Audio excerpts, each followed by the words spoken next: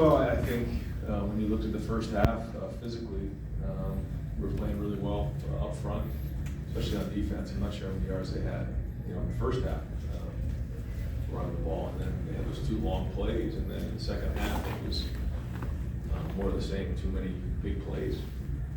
It's really, look at the game. I don't have the stats in front of me, but it was just way too many big plays. And on offense, I think we had too many penalties, and it got us off schedule. We used to do a good job converting on third down. We combine all these things together. Then it gets out of hand at the end because we're probably throwing the ball too much. Over to the left, Stephen Means, Cleveland.com. Right, in the second half, there was a lot of penalties that put you guys back, which made it kind of reasonable on fourth down, and CJ's physically pleading to go for it in that situation, given where the game was at that point. Why not go for it there? Well, we're always going to be aggressive, but at those times I felt like it was the right thing to do. It was fun. Over here to the right, Nathan Baird, Cleveland.com. Brian, you changed your defensive coaching staff and brought Jim in part because you were frustrated by the lack of in-game adjustments. Just your reaction to what you saw today, where they were just repeatedly able to break out that many plays. Big plays, yeah. I'm going to have to obviously look and see, where all the breakdowns were, but it wasn't just one area. There was, missed tackle on the first play, and then we got beat on a double move on the second play, and then there was obviously some misfits in the run game on some of the other plays, and there was also the pass, to the tight end. So a few plays in the back end, and then a couple of the runs. So. Yeah, obviously the first thing we need to do in games like this is play great defense, and other than 2 plays in the first half, I felt like we did, but not in the second half. Third row left, Stephen Hellwagen, 24/7 Sports. Yeah, Coach, there in the first half, you get the early lead, you put it in there into the field twice, and I think on both series there was a screen pass and then a running play on second and long, turn it over on downs, kick a field goal, may have left 10 points out there. Do you feel like you missed the opportunity to grab control of the game at that point with a couple of play calls there? I think it was, a combination of a lot of things. We spent a lot of time trying to, come up with things that we think, can get us into the end zone. And sometimes it's execution, sometimes, it's other things. But no, I think those were opportunities for us to kind of jump ahead, certainly early on in the game, and it didn't happen. Over to the right, Austin Ward, Rivals, 97.1.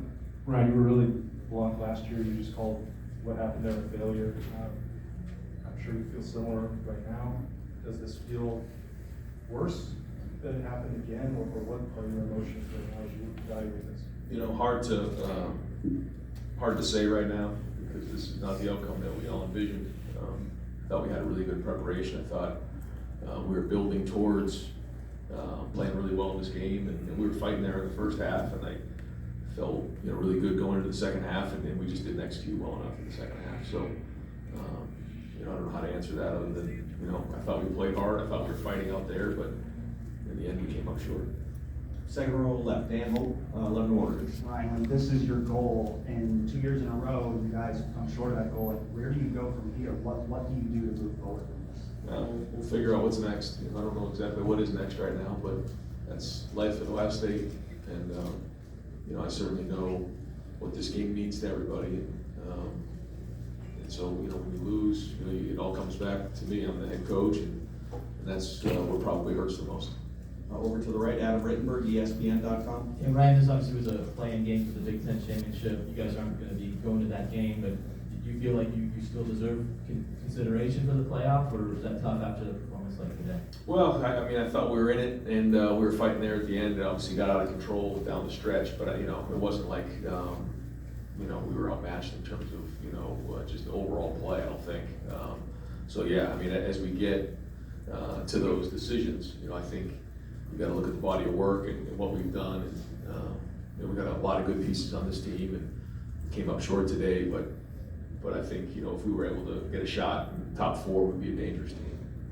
Second row left, Cameron T. Robinson, The Athletic. Ron, you mentioned the coverage breakdowns, and I'm curious, just as a play caller, when your offense is struggling with penalties and you're getting behind schedule, and then you guys go like good and you have a big breakdown, how does that affect what your mindset is in terms of aggressiveness as a player? Yeah, I mean, it all goes into the game. When you feel like you're playing good defense, you feel like you're playing the ball control game, and you can go back and forth a little bit. When you feel like you're giving up some ground, and you feel like you got to catch up quickly and try to get it back a little bit faster, because the game's getting away from you. So, all those things go into your mind while you're in the game. To the right, Bill Landis, rivals. Right, when you're weighing decisions like that punt on 4th and 5 in the third quarter, or the late field goal you kicked, how much do you take into consideration the message that sends to your team there, and whether or not you felt like the decision maybe sapped the aggressiveness out of your team? I think in games like that, you have to play the field position game, and 4th and 5, and around midfield. If it was 4th and 3, 4th and 2, I think maybe you take a shot there. I didn't feel like we were desperate at that point, and so I felt like that was the right thing to do. And I just feel like you're not in those situations if you're converting on 3rd downs, and we didn't do that again. Over to the left, Doug Labreeze, Cleveland.com. Ryan, how much do you feel like emotional and intangible things go into determining who wins this game? And how did you feel like your team handled that this week and today? Yeah, I thought we had a great week. I thought, like you said, emotionally we came into this thing swinging, but we came up short. So I just got to get my mind wrapped around why that happened today, and how in the end we didn't finish this thing the right way. Now over to the right, Dylan Davis, Delaware Gazette. You talk so much about competitive standing at the top. That's honestly all year long, but it's been a big trademark for your team. At halftime, you still had a lead despite all the mistakes. Did you feel like that team was flat coming out in the second half? And I guess that maybe the biggest disappointment was that you didn't respond in the second half. Right. Well, yeah. I mean, I felt like we had a lot of juice coming out of the locker room, but we just didn't do it. But yeah, winning at halftime, and felt like we were in a decent spot to go play. We got to. The thing, my message to the team was we got to win the first 6 minutes of the 3rd quarter right here, and then go from there. And that didn't happen. Second row aisle, Lori Schmidt, Columbus Dispatch. Coach, could you evaluate C.J. Stroud's performance today? I mean, his numbers were good, but if you look at the opposing quarterback, and his numbers maybe look even better. Maybe he didn't all roll up today. Yeah, I mean, I thought he competed. I thought he played hard all the way to the end. Made some good throws, and there's nobody who won the Whitmore C.J. Stroud today. Front row, right, Tim May, Letterman Row. Thank you, Jerry. Ryan, I was just wondering, when you lose a game like this, but there were like 4 or 5 just haymaker plays that they hit, is it more stunning? What is that sense you have right now? And then also, they were basically not afraid to take some shots. I mean, because everybody thought it would come down to J.J. McCarthy having to throw the ball to beat you guys, and bingo, I mean, I don't know, how do you put this one in the file, I guess?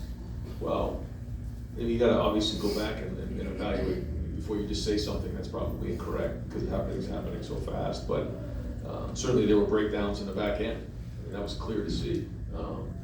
And when you do that in the big game, then you saw what happened. The margin for error is so tiny, and all of a sudden the floodgates kind of open up, and the game gets out of control, and it should have never happened. And also, what was the feedback you were getting from CJ for plays y'all called and stuff? Sometimes it looked pretty good out there throwing the ball down the field, sometimes not. I mean, what was the feedback you were getting? And did they throw y'all some curveballs, I guess, defensively? No, I don't think so. I mean, they're a good defense, #1 defense in the country statistically, and they did good. Did a good job coming in with a solid game plan, but there wasn't anything out there that we hadn't seen before. So again, I think we just in the end didn't make enough plays.